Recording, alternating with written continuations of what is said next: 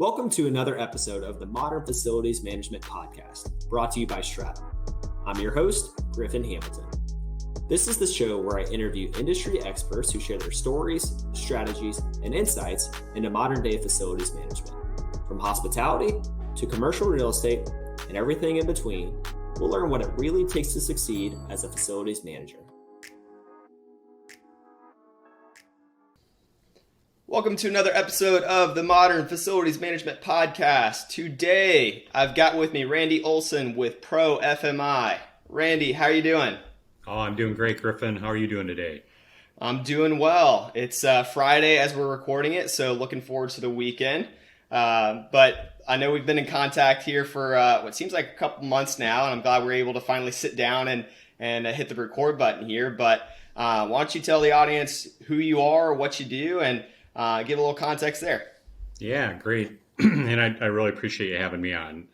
Excited for the discussion today. So again, Randy Olson. So I'm the VP of Global Business Development for the Professional Facility Management Institute. And we'll talk a little bit about what the program covers and what it entails. But we're a business within a larger company called Holmes Corporation, and we've got a over 50-year history of building out high quality certification prep, credential education programs for working professionals across several industries. So we've helped hundreds of thousands of individuals advance in their careers and become better at what they do across human resources, payroll, finance, and facilities management. So ProFM is the result of a global study that was done in 2017 regarding education and credentialing programs for facility managers. We've been in facility management education for the last about 12 years. And 2017, overwhelmingly, the industry was asking for kind of one program. Where can I go to get exposed to everything I need to know, kind of in a comprehensive fashion, all in one, to take care of the tasks that I need to tackle on a daily basis, which in 2017 was complex. In 2021 has gotten a lot more complex as we look at the advancement of the workplace and where people are working, and the advancement of companies like yours that deliver great technology to the industry. So the ProFM was developed with the thought of bringing all that content and all that educational material into one program. So it's structured into four functional knowledge areas of asset management, business management, risk management, and operations and maintenance. And then there's 5 cross-functional competencies like communication, sustainability, innovation, quality, and collaboration that thread across all those functional areas. So think of those as the soft skills, if you will. And we're going to, Griffin, launch into some results of a global survey that we recently did. And you'll see that a lot of those soft skills are highly important to the success of facility managers going forward. Things like communication. How do we effectively communicate our plan and communicate that we're going to keep our tenants and our individuals and our employees safe as they return to the office, or depending on no matter where they're working. So that's us in probably longer than you're looking for, but that's us. So excited to kind of dig into that and talk more about the survey and more about our program. Yeah, no, and certainly appreciate the context there.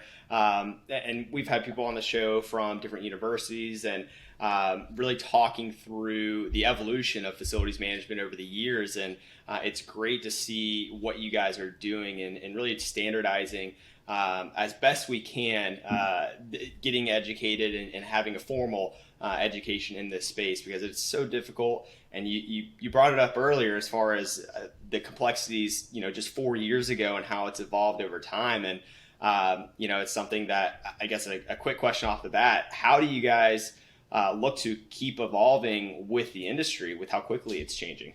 Yeah, and that's critical, right? And that's critical. So to really understand, you got to ask, and you got to go out to the broad audience and ask them, how are things changing? What are the tools you're using now? What are the skills necessary to provide excellent service to all your constituencies?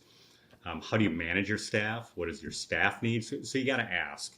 And then we have a process within our organization of really continuous improvement and continuous update of our programs. So as things come along, we're able to add that quickly to our program and then spin that out to the broader audience. An example of that is, around the area of cybersecurity. If you think about that and think about all the issues related to cybersecurity, you're in the technology space, so you understand this quite well. But a lot of organizations are exposed maybe through building systems, through building management systems. And how do you, as a facility manager, ensure that you're going to have a safe environment? So that's one little aspect. But we were able to, as that evolved over the last couple of years, we're able to add that content and add that context into our program to really address a current need for facility managers. Yeah, that's great. So you alluded to it earlier, the survey that you guys did. So let's dive into that. First off, what exactly was the survey? Who did you survey? When was it completed? Give a little intro to that.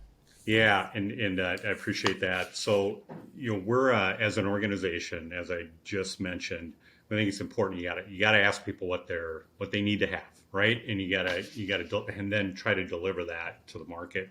So the result, our program is built around a survey. So it's a global job task analysis survey to understand what people needed. And then in 2019, we partnered up with the National Facilities Management and Technology Conference and Building Operating Management Magazine, and did the really the first global training survey. So that was 2019. Then in 2021, we wanted to follow that up because, like March of 2020, there was, kind of a significant event that hit the U.S. finally, and life changed for facility managers. So we wanted to understand that. So we redid that survey and executed on that survey in 2021, and we went out to a global audience. So if you look at who responded, 78% of those folks that responded are in management. So they manage one or more staff. So then 22% are really on that staff. There was 23 unique countries represented. The responses were almost 50-50. So 51% within the U.S., 49% outside the U.S., with the top responding countries, of course, the U.S., but then Nigeria, Ghana, Egypt, the UAE, Canada, Botswana, and Panama. So, we got a really good flavor across the world of, kind of what folks need and what the issues are. Looking at the career continuum or experience, about 40% of those folks had 10 years or less experience, and then about 60% of those folks had 11 plus years of experience. Building types really all over the board, from commercial, government, healthcare, K through 12 schools, college, university. So really a mix of really building types. And then team size was really evenly spread from very small teams to large teams. So we felt like we had a really good, had good responses and had a good kind of global set of data that we could do analysis on and deliver information to the industry. Yeah. And what, from the top, what really stood out to you as the most eye-opening, either statistic or point from that survey? Yeah, and I think to kind of dive into that, Griffin, we really looked at it from a number of different perspectives. And first was, what do managers need for their teams? What do staff needs? And then what do managers need for themselves? Because they're also people, right? And they also execute on various tasks around the business. So the thing that really stood out is that 91% of those managers that responded said their staff had knowledge and skills gaps, kind of where they're at today and what they needed to effectively deliver on what they do. So that just 91% of those folks that responded. And to put context around that, in 2019, just 2 years earlier, that was 81%. So that's gone up 10%. And it kind of probably is indicative of where we're at and what's happened over the last year or so. But that change that we talked about earlier, and that speed of change, and that the changes in technology. So they needed They think there's a bigger gap now. So that was one of the stats that just really jumped out at us. Interesting. And so going a little bit further into that gap, was there anything in particular? You just brought up technology. Any specific skill set that people are wanting more over one over the other? Yeah, and there's a lot of data here, so I'm going to refer to some notes. So when you age, Griffin, you'll understand that the tutors are required. Hey, no, absolutely. And if you had memorized every statistic that you're about to roll through, then kudos to you. That's a little scary, right? So again, we broke it into 3 buckets. So we looked at asking managers, so what do your teams need? Then what does staff needs, what the staff needs, and then managers, what do they need for themselves? So when we ask the managers the question, so what do they need? What does your staff need? So the top thing that came across is leadership. So leadership skills, and then strategic planning, emergency management, and communication were the top 4. So if you think about that, the FM is leading the advancement of the workplace here. Hand in hand with HR, really leading that effort to figure out how people are going to work in their facility and outside their facility, and the workplace is really redefined. So this program helps them get on the front end of that. So that's what managers said about their training needs for their staff. The staff themselves, a little bit out of alignment, but they said we need capital planning. It was the top thing. Financial management, strategic planning, which is in concert with what the managers said their staff needs, and then compliance and standards. So if you think about all the compliance and standards that folks have had to adhere to over the last 18 months in their local geographies, that's very difficult to manage. Mm-hmm. And then from managers saying for themselves, what do they need? Well, at the top of the list was capital planning. So how am I going to effectively use the resources at my disposal to deliver the great service that I need to my constituency? Compliance and standards was identified for them, strategic planning, and then again, leadership. Leadership kind of screams out here. If you think about the organizations that have weathered the storm here really well, they've got a group of facility managers that have been great leaders and have helped really shepherd people through the process of moving them out, maybe not moving them out, but with the thought that we're going to keep everybody really safe and we're going to make this a great, productive environment to work in. So those are the things that kind of jumped out at us, Griffin. Yeah, and so with that and tying it back into the actual program that you guys have, what could one expect to address the overlapping skills that you decided from overall strategy, capital planning was another one, and then compliance-related issues? How are you guys, again, going back to the evolution of the program, how are you guys addressing that? Yeah, and so the program was built, we like to refer to the underlying roadmap, which we call a body of knowledge. So that's the result of that 2017 Global Job Task Analysis Survey. But we like to refer to that as the 24 things that every facility manager should know. And within that are those 4 functional areas of asset management, business management, risk management, and operations and maintenance. So each of these topics that I just talked about is addressed within that program. As that changes, we're continually updating that content to address that need. But very importantly, within the program, of those 24 things, nothing is standalone. So as you look at a particular problem, issue, or opportunity that the facility manager has to deliver a great workplace solution, you have to consider many different things as you're looking at that problem. So it may feel like a capital planning problem, but there's many other factors that factor into that. Then, how do I come up with an innovative solution? How do I collaborate with other departments? How do I effectively communicate that out to the audience, and how do I deliver the quality service that I need to deliver it? So those soft skills, again, those cross-functional threaded competencies are really important. Good example of that is in our program, there's an entire section on human capital. So managing a staff, but then also how do I effectively help the people that I'm providing service to. So very important part of our program. So that's how our program is put together. Got it. Makes sense. And so one of the stakeholders that you guys reached out to and surveyed, obviously the individual contributors, right? And there is this gap, and management has this expectation, and the actual technician or FM has the desire clearly to improve themselves in these key areas. So tell me more about where the employer-employee relationship comes in, and how that can help move forward the team from individual contributor level to management.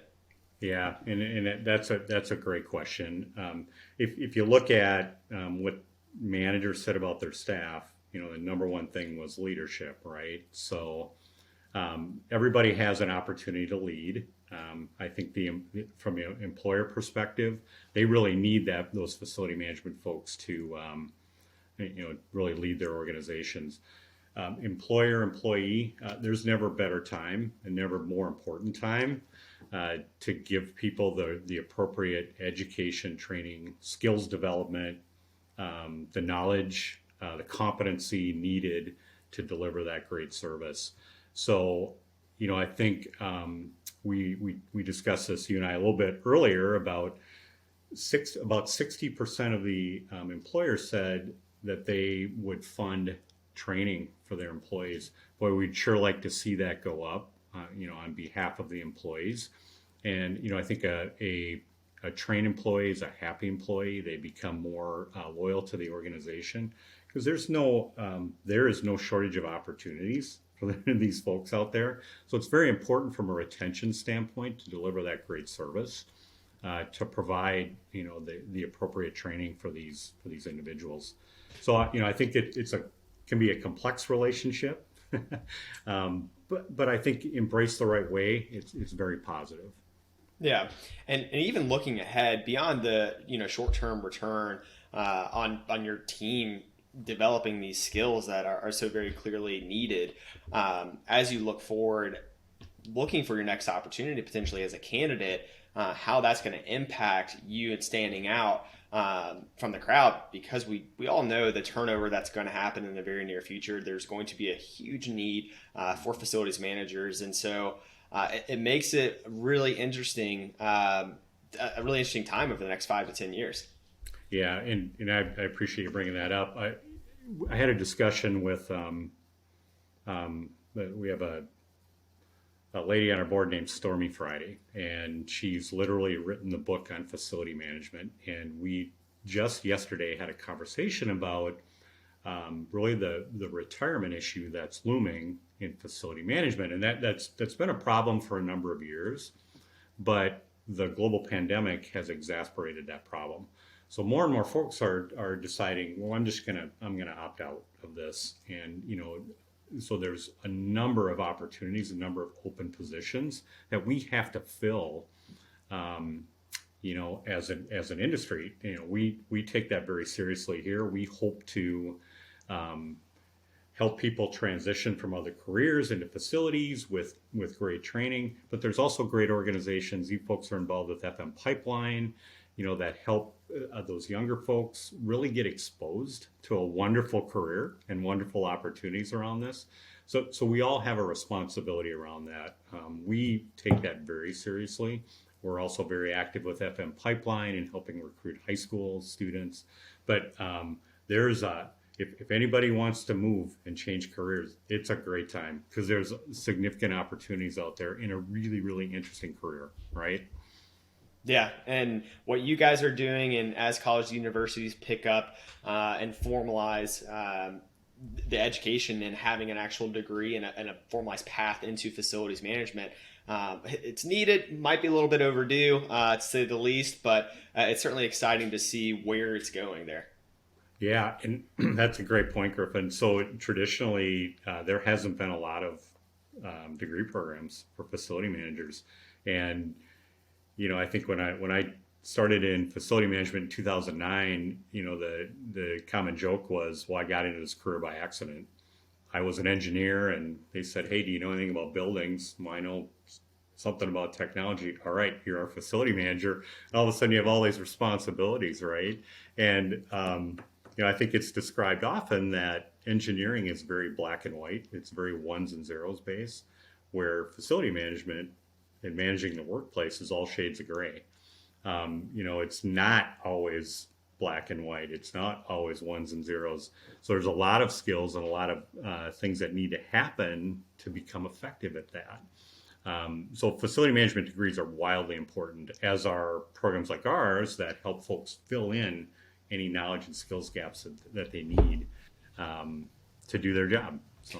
Yeah, and it's funny on the flip side of that, from an actual company's perspective, having facilities be, okay, here's what I know you could do. Can you just take all these other responsibilities? And over time, it's certainly become now a more structured department in different organizations. And that was a statistic that I saw in that survey that stood out to me, where 64% of employers have a formal definition of facilities management, up 16% from 2 years ago, again, citing COVID there. That really stood out to me in just such a short period of time, that it's now standardized that much more. And there's still, only 2/3 of companies out there that have formally defined it. Yeah. And there's a lot of things that have happened over the last 5 years around standardization in facilities. So there's ISO 41000 series of standards and the TC 267 working group. So the technical group that builds and that defines and builds all those standards, that was just delivered to the industry in 2018. So we actually based our program on top of that. So that standardization, it's starting to come along. And that's happened in engineering for many, many years, right? There's been standards around engineering. There's never been facility management standards. And that's just now happening. There's a bunch of new standards in development that are going to be delivered to the market. So as folks start adhering to that and start complying with that standardization will get better and better. And that number, that 64%, should go up significantly. I think in a lot of cases in the past, facilities was very reactive in nature. So I got a problem, I've got something broken, I need to fix that.